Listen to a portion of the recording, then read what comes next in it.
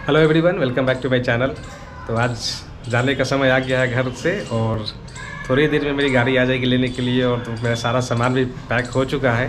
तो जैसा कि मैंने पिछले वीडियो में आपको बताया था कि पिछले सेल पे मैंने बहुत सारे एक्स्ट्रा सामान लेकर चले गए थे, तो इसे मैंने सबको कम कर दिया है। तो चलिए मैं फिर से आपको बताता हूँ कि डॉक्यूमेंट्स में और लगेज में क्या क्या ले जाना है।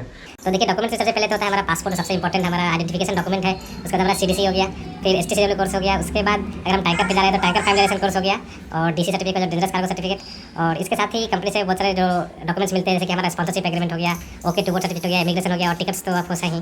तो टिकट विकट सब कंपनी के द्वारा ही अरेंज कर दिया जाता है जॉइनिंग से पहले ही। तो बस आज रात की फ़्लाइट है। तो ज़िंदगी के इस दौर में सबका आशीर्वाद भी बहुत ज़रूरी है। सबसे पहले अपने भगवान का आशीर्वाद और अपने मम्मी पापा और घर वाले सबका आशीर्वाद की ज़रूरत होती है। तो चलिए वन बाई वन हम सबको बाय बोलते हैं और उनसे अपना आशीर्वाद लेते हैं।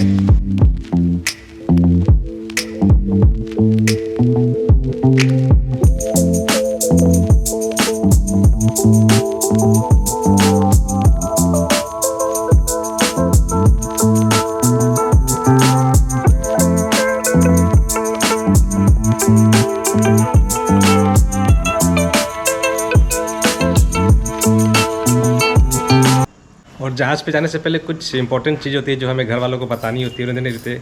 तो सबसे पहले होता है कि हमारा अपना जो स्पॉन्सरशिप एग्रीमेंट होता है, जो हमारा कंपनी के साथ बनता है, वो अपने परिवार वालों को वो देना होता है। तो जब भी कोई चीज़ होगी, हमारा वही लीगल डॉक्यूमेंट है जिसके कारण हम यहाँ से जाते हैं। तो जैसा कि आप देख रहे थे, ये मैं अपनी मम्मी को हैंड ओवर कर रहा हूँ, जो कि मेरा स्पॉन्सरशिप एग्रीमेंट है कंपनी के साथ में। और उसके साथ ही कंपनी के जितने भी इमरजेंसी कॉन्टैक्ट्स होंगे वो आपको मम्मी पापा के साथ शेयर करने होंगे। अगर किसी इमरजेंसी में मम्मी पापा आपसे कॉन्टैक्ट करेंगे, तो ये सारे कंपनी के डिटेल्स होते हैं जो कि आप मम्मी पापा को दे कर जाएंगे तो अच्छा रहेगा। तो यहाँ पे सारे मैंने डिटेल्स मम्मी को पापा को बता दिए हैं, मेरा कंपनी कौन सा है, मैं कहाँ से ज्वाइनिंग जाऊँगा। पिछली बार के मुकाबले मैं अपना लगेज बहुत कम लेकर जा रहा हूँ। इस पर ये एक बड़ा वाला ट्रॉली बैग हो गया और एक छोटा सा बैकपैक जिसमें मेरे सारे डॉक्यूमेंट्स और मोबाइल चार्जर एक्सेट्रा ये सब चीज़ रहेंगे। और लगेज में भी पिछले बार पे ऑलमोस्ट 40 केजी का लगेज लेकर गया था और इस बार 20 केजी का लगेज है, तो ऑलमोस्ट आधा। आप समझ सकते हैं कितना ज़्यादा लगेज मैं लेकर चला गया था। और बस जहाज़ में ज़रूरी के पहनने के कपड़े हो गए। कपड़े भी हमारे तो दिन भर अपना बॉयलर सूट ही होता है, शाम को अपना जो कपड़ा होता है वो होता है। और साथ में कुछ थोड़े बहुत ही घर के बनाए हुए स्नैक्स लेकर जा रहा हूँ, साथ में कुछ क्रीम पेस्ट एक्सेट्रा ये सब चीज़ है। साबुन वाबुन सब, साबुन सरफ ये सब जहाज़ पे मिल जाती है, तो सब ले जाने की कोई ज़रूरत नहीं होती है। तो अब समय हो गया है घर छोड़ने का और निकलने का। घर वालों का सबका आशीर्वाद लेकर मैं अपने दूसरे जर्नी के लिए निकल गया हूँ।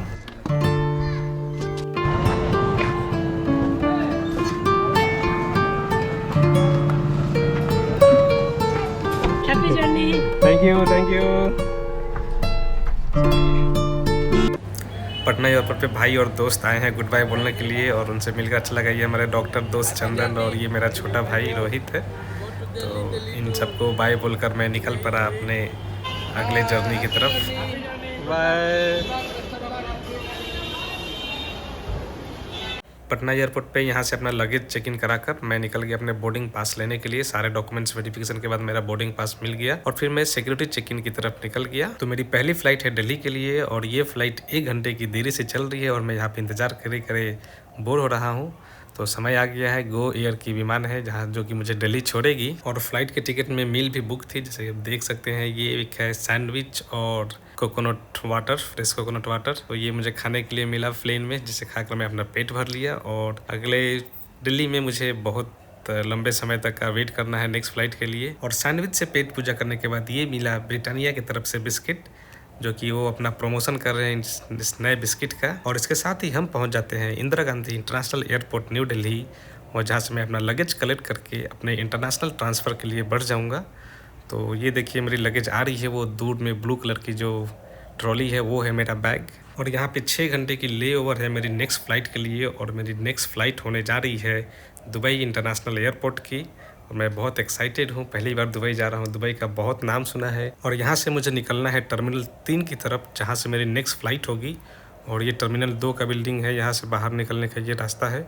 और वहाँ से वॉकिंग डिस्टेंस पे है, 10 मिनट तक वॉक करना होगा, जिससे हम टर्मिनल 3 तक पहुंच जाएंगे, जहां से इंटरनेशनल डिपैचर होगा। तो इसके अंदर एंट्री करने के लिए बहुत सारे गेट्स हैं, हम इसके अंदर जा सकते हैं। और ये जो मेरा इंटरनेशनल जर्नी है ये अकेले होने जा रहा है। मेरे बाकी साथी मुझे अफ्रीका से ज्वाइन कर लेंगे। तो बहुत सारी नई नई चीज़ें हैं।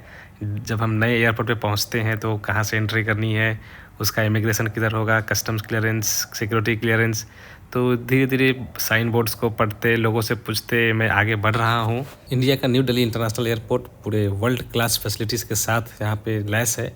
और देख सकते हैं पूरी तरह से क्लीन, एकदम ब्रांड न्यू की तरह बिल्कुल हमेशा ये लगता है। यहाँ पहुँचकर तो सबसे पहले मैं इस पूरे काउंटर्स की राउंड लेता हूँ कि जो मेरी फ़्लाइट है, एमिरेट्स की फ़्लाइट है, उसकी काउंटर किधर है। बट मुझे कहीं भी एमिरेट्स की काउंटर नहीं दिखती है, तब मैं कंफ्यूज हो जाता हूँ। फिर मैं एक स्टाफ से पूछता हूँ कि मेरी एमिरेट्स की फ़्लाइट है, मुझे कहाँ मिलेगी उसकी काउंटर। तब वो मुझे बताते हैं कि जो मेरी फ़्लाइट है वो 4 बजे सुबह की है और जो ये काउंटर ओपन होगी वो 3 घंटे पहले 1 बजे ही ओपन होगी, तभी जाके मैं अपना डॉक्यूमेंट्स वेरिफिकेशन, लगेज को ये सब जमा कर सकता हूँ। तब तक मुझे यहीं पे इधर उधर घूमना पड़ेगा।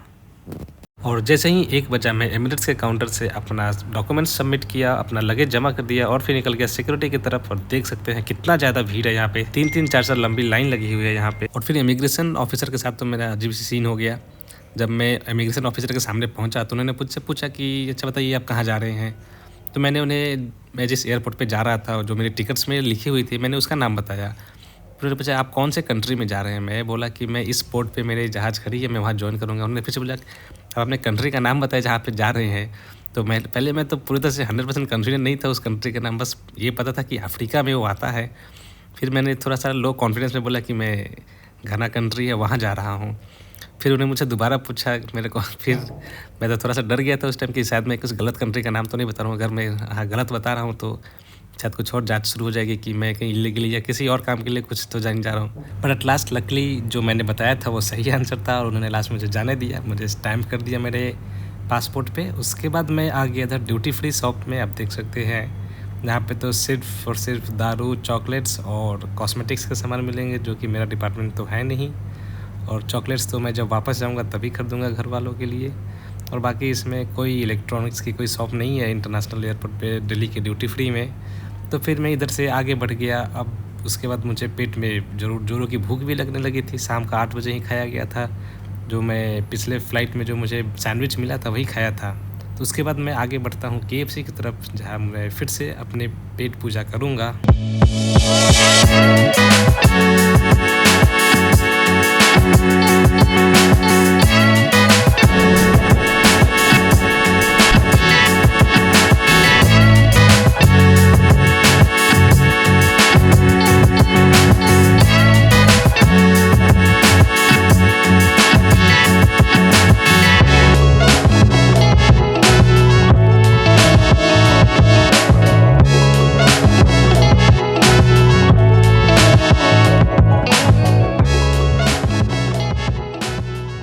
और उसके बाद मैं निकल पड़ता हूँ इस विशाल दिल्ली एयरपोर्ट को और एक्सप्लोर करने। और फिर मुझे ये मिलता है ड्यूटी फ्री का एक 4 व्हीलर में एरोप्लेन के डिज़ाइन में बना गया, और ये घूम घूम कर लोगों को अपना प्रोडक्ट बेच रहे हैं। उसके बाद मुझे मिलता है ये एक सुंदर सा स्टैचू।